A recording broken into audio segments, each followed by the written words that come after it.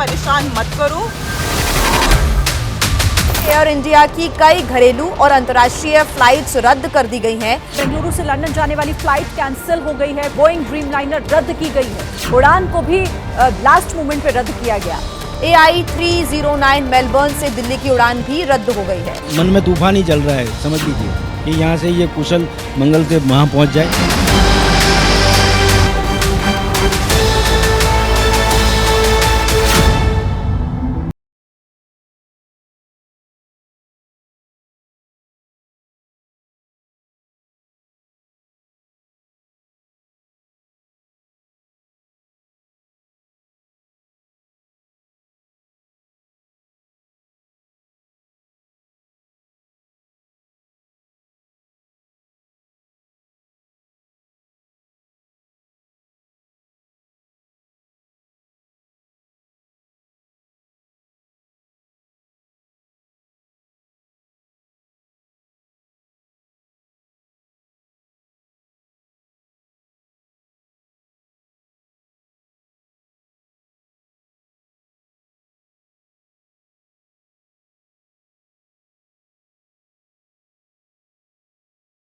नहीं हो रही है, इसीलिए बदहाल एयर इंडिया की आपको घंटी बजानी है ताकि यात्रियों की सुरक्षा सर्वोपरि रहे और जान के साथ खिलवाड़ ना हो।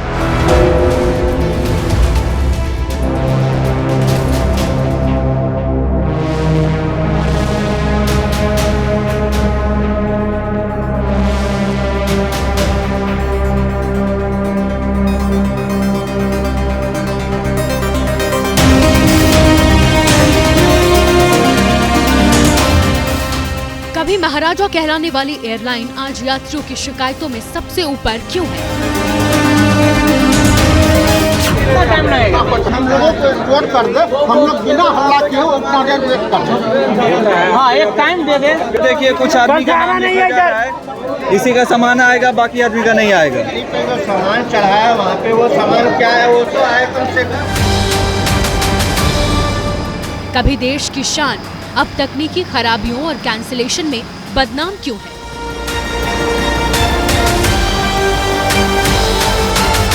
तुम्हारे पास कुछ ऐसा रीजन होना चाहिए कि इसकी वजह से फ्लाइट कैंसिल हुई है। अगर फ्लाइट मेंटेनेंस में भी गई है तो भी बताओ। हमने तो बोला था कि हमको रिफंड कर दो ऐसा कुछ, पर वो लोग कुछ नहीं कर रहे हैं हमारा। यहाँ से वहाँ, वहाँ से यहाँ, ये इतना हैरान हो रहा है, ये जानवर समझ रखा है। सब परेशान है यहाँ पे, जितने भी है सब परेशान है। बच्चा भी, मेरा बच्चा भी परेशान है, सब परेशान है। एयर इंडिया देश की पहली एयरलाइंस 90 साल से ज्यादा वक्त से उड़ान भर रही है। टाटा ग्रुप से सरकारी हाथों में गई, वापस टाटा ग्रुप ने खरीद लिया, फिर भी एयर इंडिया की बदहाली का दौर खत्म नहीं हुआ।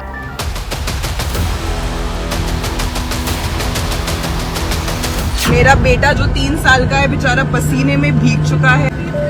We are pushing the crew button but none of the crew is coming. Issue क्या है? फोन नहीं बताते, कैंसिल करो हमारी फ्लाइट यार, रिफंड करो, हम घर जाते हैं ना। Maybe we will come back and land back into Hong Kong once we sort out the problem. लेकिन ऐसा नहीं है कि एयर इंडिया का मतलब शिकायत, डर और हादसा है। एयर इंडिया वो नाम है जो देश के गौरव से जुड़ा रहा है।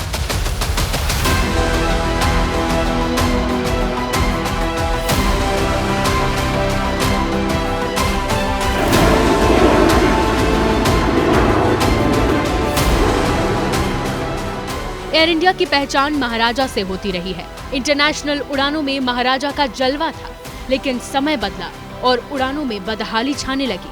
पिछले 10 साल में 6,000 करोड़ का घाटा घटकर अभी भी 4,444 करोड़ पर है।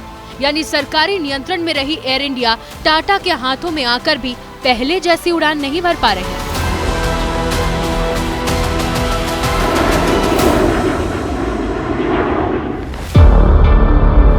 चलाने वाली कंपनी टाटा सन्स के चेयरमैन एन चंद्रशेखरन ने हादसे के शिकार बोइंग ड्रीमलाइनर पर उठ रहे सवालों पर चुप्पी तोड़ी है और बताया है कि विमान का रिकॉर्ड बिल्कुल साफ रहा है। विमान के एक इंजन को इसी साल मार्च में ही बदला गया था, जबकि दूसरे इंजन की 2023 में सर्विस हुई थी और अगली मेंटेनेंस दिसंबर 2025 में होनी थी। यानी विमान में कोई खराबी नहीं थी और ना ही अनुभव में कोई कमी थी। फिर सवाल ये कि इतना बड़ा हादसा हुआ क्यों?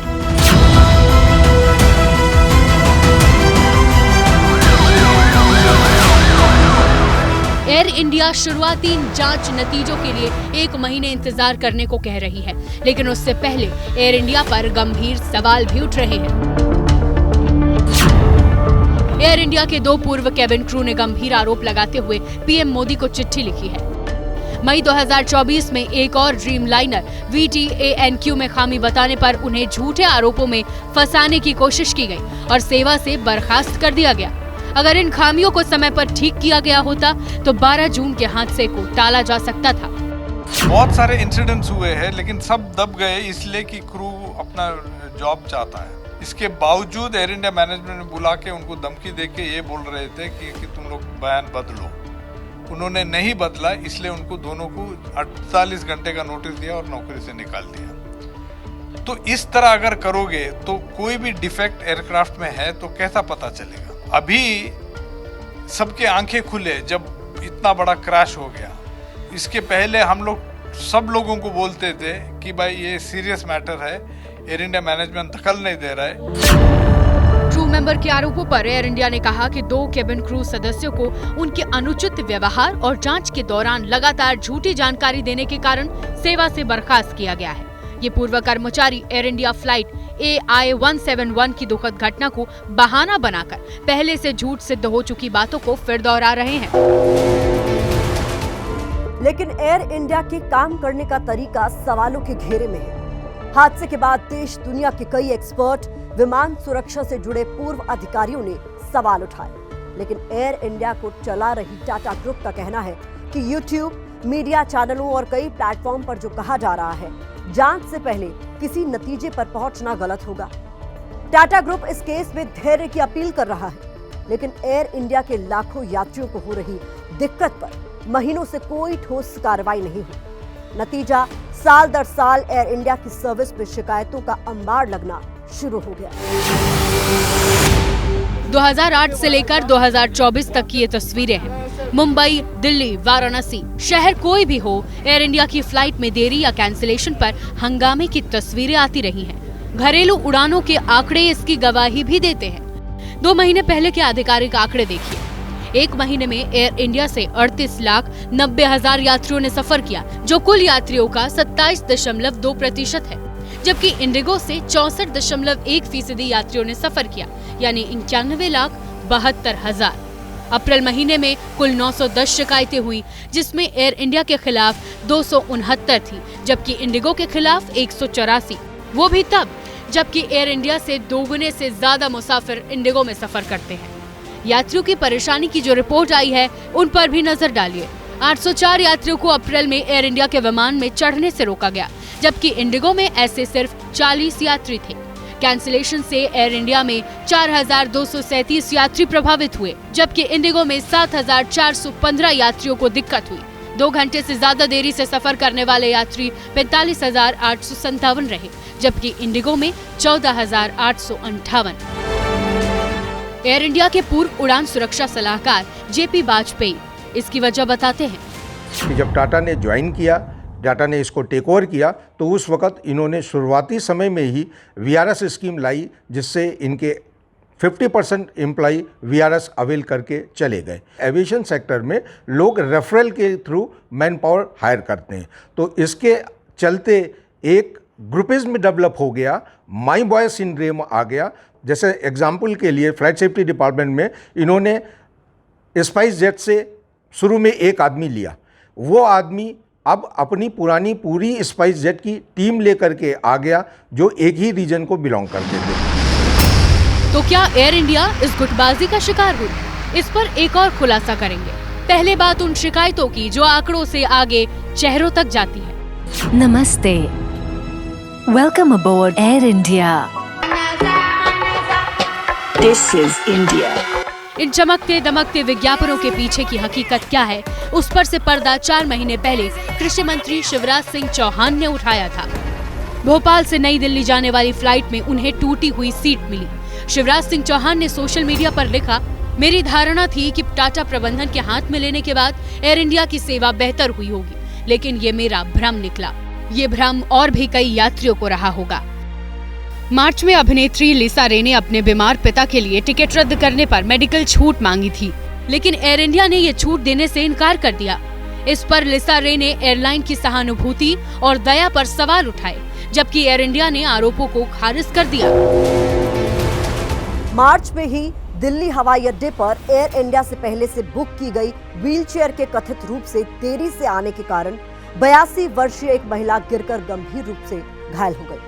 अप्रैल में कनाडा के लिए बिजनेस क्लास की टिकट खरीदने के बावजूद एक यात्री को इकोनॉमी की सीट देने की पेशकश इसलिए की गई क्योंकि बिजनेस क्लास की सीटें खराब थीं। कॉमेडियन वीरदास ने अप्रैल में शिकायत की थी कि 50,000 रुपए भुगतान के बावजूद टूटी हुई टेबल और झुकी हुई सीट मिली। उनकी पत्नी के पैर में फ्रैक्चर था, प्री बुकिंग के बावजूद व्हीलचेयर नहीं मिली। ये तो कुछ शिकायतें हैं जो पिछले 1 साल में मीडिया में आई। दर्जनों नहीं, सैकड़ों ऐसी शिकायतें की जाती हैं जिनका जवाब संतोष लायक नहीं होता। एक्सपर्ट इसकी वजह बताते हैं। जो OEM होता है, ओरिजिनल इक्विपमेंट मैन्युफैक्चरर, वो एक लिस्ट बना के देता है उन सिस्टम और उन आइटम्स की जो फ्लाइट सेफ्टी क्रिटिकल नहीं होते हैं।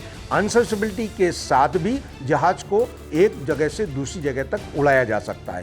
इसको MEL बोलते हैं। वो कॉन्सेप्ट जब शुरुआत में इंट्रोड्यूस हुआ था वो एक्सेप्शन के रूप में यूज़ किया जाना था। आज की डेट में ये जो MEL कॉन्सेप्ट है ये वे ऑफ लाइफ बन गया है। हालांकि आपके मन में भी ये सवाल होगा कि जब एयर इंडिया को इतनी शिकायतें मिलती रही हैं तो लोग एयर इंडिया को छोड़कर दूसरे विमानों में सफर क्यों नहीं करते। तो हमने भी इसकी जांच की तो ये पाया कि किफायती होना इसकी एक बड़ी वजह है। एयर इंडिया से सफर कई बार सस्ता पड़ता है तो लोगों की जेब को अच्छा लगता है। मिसाल के तौर पर 20 जून की दिल्ली बैंगलोर एयर इंडिया की सबसे सस्ती फ्लाइट 7,356 रुपए की थी, जबकि इंडिगो की न्यूनतम उड़ान 9,156 रुपए थी।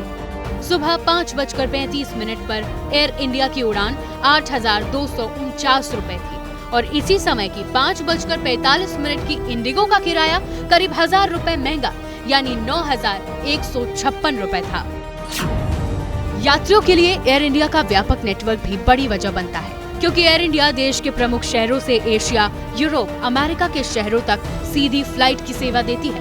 एयर इंडिया की हर महीने 22,000 उड़ानें होती हैं, यानी रोजाना 700 से ज्यादा, हर घंटे करीब 30 उड़ानें।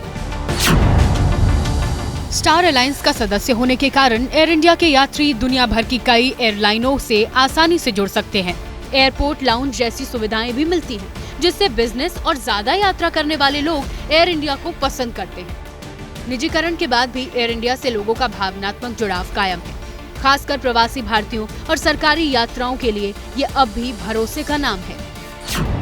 टियर 2 शहरों में विकल्प कम होने के कारण भी ये डिफॉल्ट पसंद बन जाती है। भारतीय खाना, भारतीय अंदाज और हिंदी बोलने वाला स्टाफ, इसी वजह से एयर इंडिया लंबी फ्लाइट्स में भारतीयों और NRI की फेवरेट है। फिर सवाल ये कि जब सब कुछ इतना बेहतर दिखता है तो एयर इंडिया सवालों और शिकायतों के घेरे में क्यों है? एयर इंडिया की पूर्व कर्मचारी कैप्टन नंदिता हल्दर ने इसको लेकर बड़ा खुलासा किया है। एयर इंडिया के ईस्टर्न रीजन की सेफ्टी डिवीजन की डिप्टी जनरल मैनेजर रही नंदिता हल्दर ने दावा किया कि एयर इंडिया में गुटबाजी चलती है। पुराने एयर इंडिया कर्मचारी और नए कर्मचारियों में खींचतान होती है। हमारे CEO है, अगर उनको कुछ थोड़ा सा एक्सपीरियंस होता तो शायद आज हम कहीं से छोटे कॉर्नर्स कट नहीं कर रहे होते, क्योंकि वो उनका जो पिछला एक्सपीरियंस है वो एक छोटा स्कूट एयरलाइंस चलाने का एक्सपीरियंस है। मर्जर होने के बाद एक तो लोगों में ये चीज़ आ गया है कि कौन बैठेगा कितनी ऊंची पोजीशन पे। बाकी सारे डिपार्टमेंट में भी ये ग्रुप्स बन गए हैं कि एक ग्रुप है जो पुराने एयर इंडिया के एम्प्लॉयज़ है, कुछ विस्तारा के एम्प्लॉयज़ है, कुछ एयर एशिया के एम्प्लॉयज़ है। क्वालिफाइड लोग थे, उनसे उन्होंने मेंटेनेंस ले लिया है। अब कुछ बाहर की कंपनीज को भी, जैसे टर्किश टेक्निक हो गया, उनको मेंटेनेंस सौंपा गया है।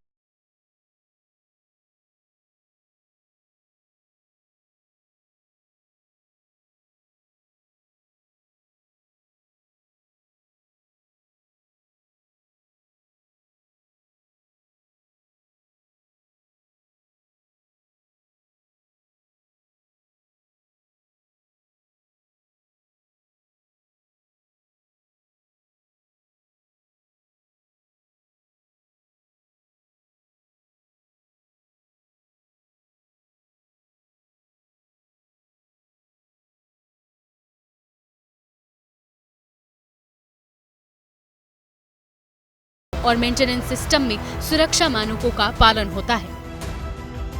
लोकल सर्कल्स के सर्वे में सामने आया है कि हवाई यात्रा की योजना बना रहे 41% भारतीय अब बुकिंग करने से पहले विमान का टाइप देख रहे हैं।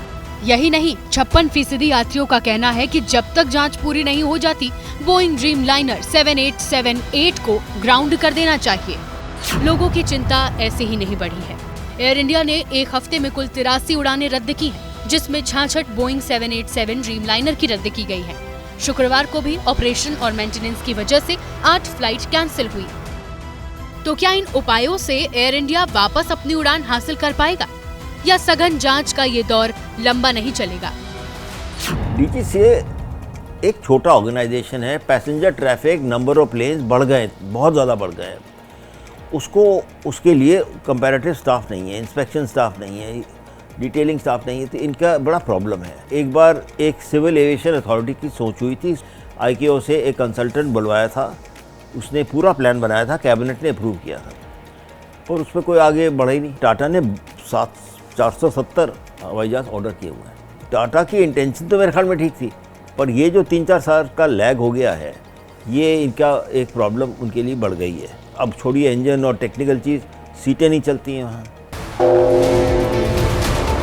हम भी चाहते हैं देश का सबसे पुराना एयरलाइंस अपने गौरव को फिर से हासिल करे, लोगों में वो भरोसा ला पाए कि सफर करते समय डर का माहौल ना रहे बल्कि निश्चिंतता रहे।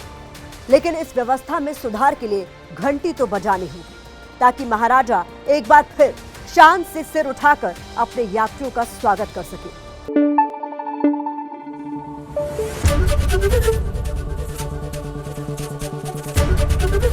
ABP न्यूज आपको रखे आगे।